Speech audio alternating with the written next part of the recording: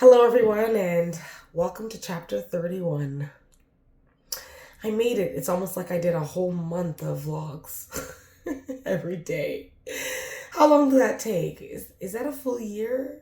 I don't think it's a full year yet, but we're getting there. I'm trying to get better on these vlogs, okay, guys? I promise. I'm trying to get better at like keeping you guys up to date, but sometimes I feel like there's nothing to really talk about, so I don't know really what I should say, So I usually like to come on and do these vlogs when I've got things in my head or I'm working on things and I'm going towards the goal that we've been talking about this whole time, which is Broadway. So let me get right to it. So working on, as you know, I'm doing Oral's Promise, the new show, and working on this little show. It's only like an hour show, and it is proving to be a little bit more work than I thought. Not in creating it, because creating it is so much fun. I'm having so much fun doing this, and I think it's going to be a really fun musical, so make sure you come and see it. March 6th and 7th. 6th and 7th, okay? Make sure you come out and see it on those days, or one of those days. Especially if you can't make it to Lost Heroes of Oral, which is February 27th and 28th. But come out to Oral's Promise. It's going to be fun. It's a nice little twist. And bring your kids. Bring your kids, bring your friends, bring your families. It's really family friendly. And you learn history in a fun way, an exciting way. So the way that it's proving to be a lot more work than I thought. Like, I was asked to write this. I know I should maybe I should have taken a contract or something, but of course I just love writing. So when somebody asks me to write something, I'm up for the challenge. But the only thing is that I really hope that this company or these people can live up to what they said and promote the show, because I didn't write it for nothing, Of course, it's something that I'll have, so that's not for nothing, but they asked me to write it, so I'm hoping that they will stick to their word and promote it, because right now it doesn't seem like much promotion's going on, and I really don't want to end up in debt yet again. Or no, not yet again, even more than I am right now. So I'm just hoping. I am flying the star of the show all the way from New Brunswick. I will fly them, but I think her parents want to drive, so I'm still funding that. So I'm bringing her all the way from New Brunswick for this show, and let me tell you, you may think, why couldn't you just find someone in the area or around the area? Well, that's because she's worth it. This little girl is so fantastic. You have to come and see it. You have to come and see what I'm talking about. And her talent is just incredible. So I'm really excited. She's excited. Her parents are excited. And just thinking about her on that stage is giving me chills. Okay. So I've had also a little trouble finding someone to play her mom. Well, guess what, guys? I decided to dust my little performing shoes off and play the mom. I'm really excited about it. And the funny thing is that I've always wanted to play in my own show, but I was too afraid that behind the scenes would get destroyed if I'm not there. But I have a lot of trust in Anna Banana and Mary Cherry. And Mary Cherry is going to do what I do behind the scenes, and she's going to be up there and she's going to be working the sound and the backdrops and everything. And I have a lot of faith in her. She's very organized. She's on the ball, and I trust. I just can't wait. So guys, come and see me. If anything, come and see me on stage again. I haven't gone on stage for, oh my gosh, doing theater, that is. The last time was Dreamgirls. I think it was a while ago. I think it was was it 10 years ago? Oh my gosh, time flies. But that's the last time I've been on stage. So this time I'll be on stage again, and I think it'll be fun. It'll be a nice, exciting time for me. So I will try to master the directing and performing at the same time. Wish me luck. Wish me blessings. And come and cheer me on and support. So next thing I want to talk about I did make an Instagram account for Oral's Promise, so please go look for it. I think it's Oral's Promise _ musical or Oral's _ promise musical. I'm not sure. I will find it out and I will put it underneath here. I'll link it in the description for sure. Go and tag us. Is it called tag? I'm so old fat. I'm sorry. I don't even know what I'm saying. Go and follow us. Is that the correct term? Yes. Follow us so you can get updates and see all the characters. Soon I'm going to be introducing all the characters of the show in there. It's going to be fun. And you can also hear some of the nice new songs that we've got going. Hey, and you know what?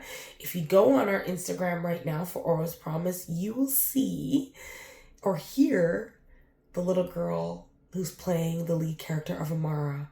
You'll hear her voice, and she's just so cute. She's so cute, and she's so little. And yeah, go and check it out. Go and check it out for sure. So let's see. I have been keeping up on hosting the events. They can be tiresome, but I think they're still worth it. So I have some events happening in January. And remember, I'm doing the events and trying to do other things other than the IPAS program because I'm trying to make sure I secure funding. Secure funding so I can do my own shows at my own pace. Trying to collect those funds and get all the shows out there, get them going. So right now, of course, we're working on Lost Heroes of Oro. We've got Oral's Promise. In 2027, we're going to be bringing back Mute the Musical and Lost Heroes of Oral's most likely again, but at a different theater. And they are planning to help us sell tickets and get some schools in there and get some, bums in the seats. So I am working on that. I'm also working on my goal to have 120 kids registered at Infinity Performing Arts Studio. So that will also help too. And I'm planning for this 2026 to be a big test year. So I also want to, I want to write another musical. Most likely like another fun one for kids. And I want to test it at the studio, of course. Work with my IPS kids because they will be the first ones to try it out. And I also want to test them with their talents as well. I want to bring out some more talent. I want to shock the parents. I even want the kids to be shocked themselves. So let's bring them out because I'm telling you, in this town of Simcoe County, the county, we have a lot of undiscovered talent. We have a lot of diamonds in the rough, and I want to get them out there, get them going. So that's also a plan for 2026. Now, I didn't want this vlog to be too long, but I want to let you guys in on a little secret. Something that I've been harboring, thinking, should I talk about it? Should I not? I might make a part 2 of this or do it another time as well because I don't want it to be too long. But some people know this and most people don't. The people that are close to me know this, okay? I don't want to get all hocus and pocusy on you guys, but all my life, along with my own dreams, the dreams that I've been dreaming about and about musical theater, I've been having dreams and visions. And I'm not in no way, shape, or form like any kind of medium or anything weird like that. I'm not. But I do believe that people get these dreams and visions, and whether they see them or they don't, I don't know. But my mom even knows it for sure. I've been having this since I was like really young. I've been having like, in these dreams and also in these visions, I see my future. And it's really strange. And it's for me, It's not necessary for me to bring to anyone else's attention, or like I'll see people in those visions in my future, but it's not necessarily like I'm gonna go tell them their future. No, I know that this is for me. And I've seen many things. Like, for example, I've seen how many kids I was gonna have, and I saw my kids in order, whether it was girl, boy, and then, you know, girl or boy. Like I've seen it all. It's really strange. And another strange thing is that I've always gotten unsolicited people come to me to tell me about who I am, about who I'm going to be, what I'm going to do, how much money I'm going to have, like, and I never ever like welcomed anything like that. Like, I don't even like that. I don't dabble in those things. I just don't do it. But I've always had people come to me and tell me things. It's really strange. And I like in another chapter, I think I'll get into details of every single vision, every single dream, every single thing that people have said. I'll get into it. But this time I'm just going to get in this is a very small one. I mean, really, wait, maybe not so small. Years ago, maybe when I was in my teens, so like 30 years ago, I have always had the same dream. And I have multiple dreams that I've had the same and they just continue. And I used to think, what is this, like a past life? I don't know what it was, but I don't believe in past lives. But I've been having the same dream, okay? And where can I start? When I was in my 20s, and this is after I've been having this dream, in my 20s, there was this guy that came to me. He's from our church. And he was just filled with emotion. He came to my sister and I. And he came to me and he said, Alinka, I have to tell you and your sister about this dream. In this dream, he goes, I had this dream. And you owned this big, like, incredible art space. Like, it's like it was an art center or something with theater and all that in it. And he said, I just can't get over the dream. He goes, you were showing me around and your sister was there. And I don't know if you guys are working together or what, but you were showing me around and it was the most beautiful place he said he had ever seen. He said it was immaculate. He's like, he's never seen anything like it before in his life. He told me this. And at that time it was, you know, a lot of times when people came to me, I wasn't surprised. It was more of like a confirmation, you know? And when he said this, I was like, okay, in my head, I was like, yeah, that could be possible. A theater, an art center, that sounds like me, you know?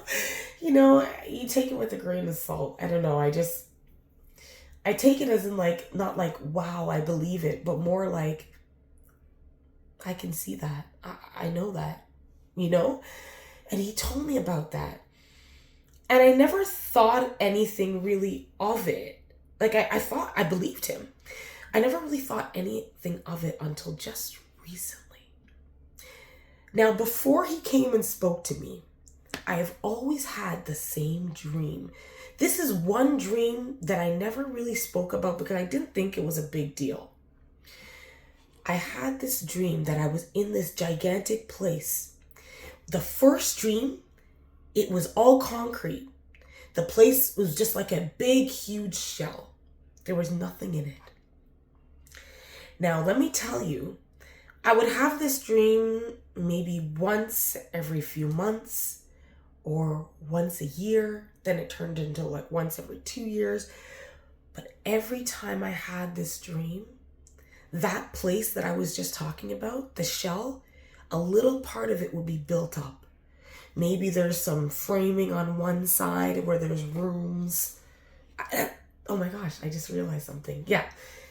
One side there was like all these different rooms and there was a framing and I would always go in there and I'd see insulation another time or I'd start seeing some maybe plumbing or flooring and in my dream it's my place. And when I was younger, I used to think that maybe it was my old house. Like we had a really big house in King City and while we were building it, but now I know it wasn't. So anyways, when he came to me and told me about that, and he told me about this immaculate place, I never put two and two together at that time. That's so weird that I never did. So let's fast forward to years later, and I'm talking just a couple months ago, I woke up and I said to my husband, I said, oh my gosh, babe, I have to tell you about this dream I had. Now, in this dream, guys, it's so crazy. I can even see the front of this building. I was sitting in an area with a group of people, and we are trying to decide where we're going to do this production. This area was my place. And it was in like an office area, which is weird because I talked about the construction and the different rooms. It was like all offices. It was strange, but the place was massive. And I said to them, well, we can just do it at one of my places, you know? One of my places, can you imagine? I said, no, I'll bring you over to it.